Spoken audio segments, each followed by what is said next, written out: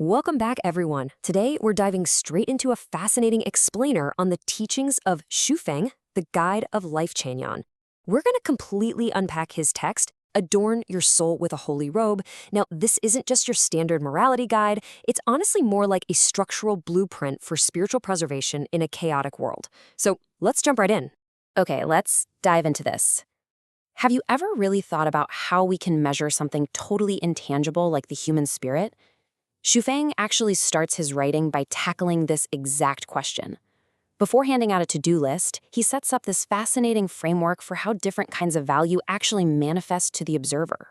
That brings us right to section 1, beauty and the soul and the progression of value. So he lays out this incredibly poetic progression of value. You can kind of think of it like a ladder. First, the beauty of the world is revealed through the myriad things in it, right? The physical nature around us.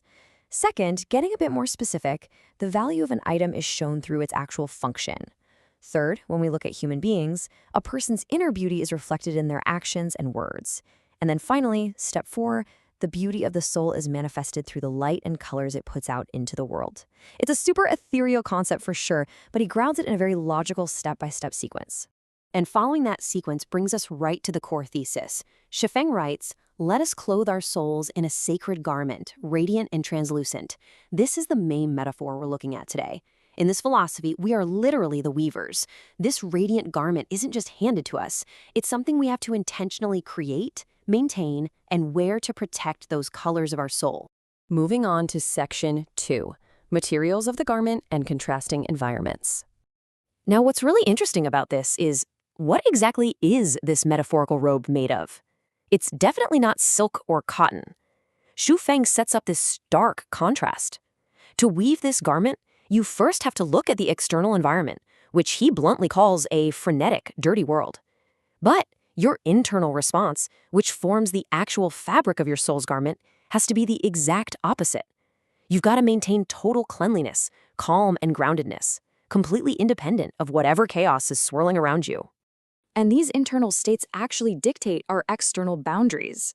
The foundational threads here are strict, never bully the honest, never deceive the weak, or even lose your temper with them. And a huge part of this is a total rejection of worldly power dynamics. It explicitly says never praise power, never admire status, and absolutely never grovel before money. You're basically building a social barrier against all the typical hierarchies of everyday society. Let's look at section 3, integrity in action, and living the philosophy. So what does wearing this garment look like day to day? Well, it requires some incredibly stringent personal standards. This quote really hits the nail on the head regarding the uncompromising nature of Life Chanyan teachings. Either speak the truth or remain silent. Always tell the truth. There is zero gray area here. This philosophy demands communication without any pretense or manipulation whatsoever. If you can't be sincere, you're quite literally told to just stay silent. And this uncompromising stance totally bleeds into all personal commitments.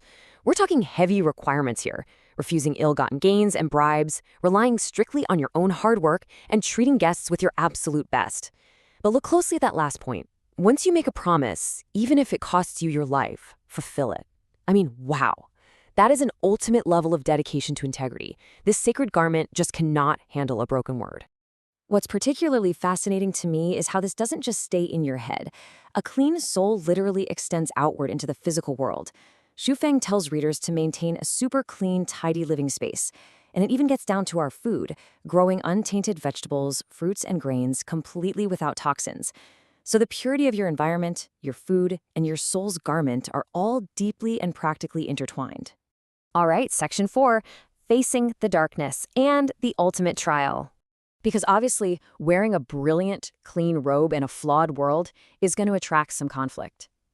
The text introduces a pretty profound challenge here. Do not let your soul be tainted by impurities for the sake of survival. Think about how radical that is. Basic human instinct tells us to survive at all costs, right? But this teaching argues that keeping your soul's garment pure and noble is actually way more important than just staying alive. And whoever weaves this garment has to be ready to stand alone. Even if no one appreciates your pure soul, Do not descend to falsehood, evil, and ugliness. This is all about completely letting go of the need for outside validation. You aren't wearing this robe for applause. You're wearing it to protect your inherent light, even if you're literally the only one doing it. So the crucial point is this absolute, unwavering defiance. Even if evil forces push you to a dead end, do not bow down to them in submission. The ultimate test of the sacred garment isn't staying clean when it's convenient. It's refusing to compromise your truth and your soul, even when you're completely backed into a corner by darkness.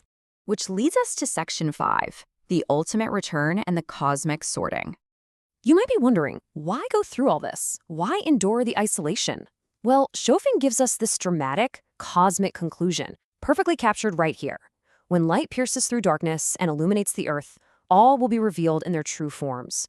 The whole idea is that the chaos and dirt of our current world are just temporary illusions. Eventually, a blinding light is going to strip all that away, and your true form, that metaphorical garment you've been weaving your whole life, will be completely exposed. And this brilliantly illustrates what happens next. When those true forms are revealed, there's a massive cosmic reorganization. Shifeng essentially says everything goes back to where it belongs.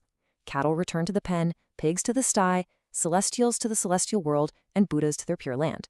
Every single entity naturally gravitates back to the exact destination that matches its true illuminated form. Which leaves us with a really provocative thought. Based on Zhu Feng's teachings from Life Chenyan, if that blinding light pierced through the darkness today, what true form would your soul reveal? Have you woven a radiant, sacred garment of truth, or have the world's impurities dictated your final form? It's a super powerful lens for examining our everyday choices. Thanks for tuning into this explainer. Keep questioning, keep learning, and I'll catch you next time.